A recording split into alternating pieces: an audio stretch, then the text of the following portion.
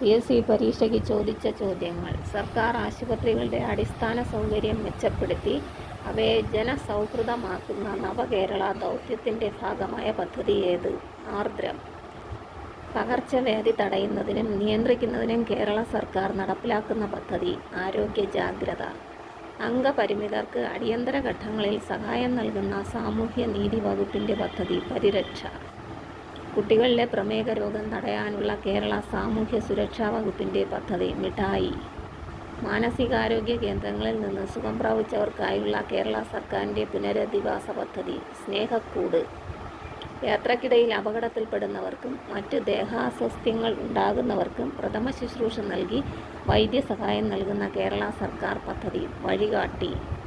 കിടപ്പിലായ രോഗികളെ വീട്ടിലെത്തി പരിചരിക്കുന്ന പദ്ധതി സാന്ത്വനം. കുഷ്ഠരോഗം ബാധിച്ചവർക്ക് ആയുള്ള കേരള സാമൂഹ്യ മിഷൻ്റെ നേതൃത്വത്തിൽ നടക്കുന്ന ഗൃഹസന്ദർശന രോഗനിർണയ പദ്ധതി അശ്വമേധം.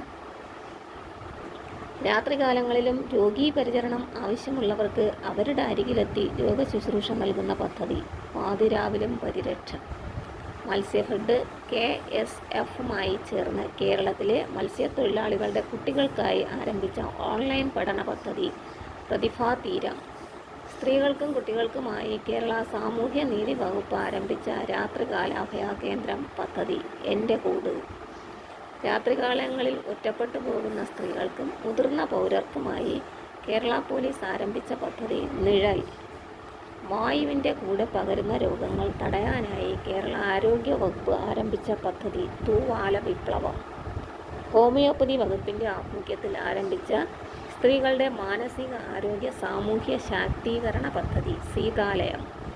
ഇതര സംസ്ഥാന തൊഴിലാളികൾക്കായി കേരള സർക്കാർ ആരംഭിച്ച ചികിത്സാ സഹായ പദ്ധതി ആവാസ്. ശിശുക്കൾക്കിടയിലെ ജനന വൈകല്യങ്ങൾ പരിശോധിക്കാനുള്ള സമഗ്രമായ സ്ക്രീനിംഗ് ടെസ്റ്റ് ശലഭം.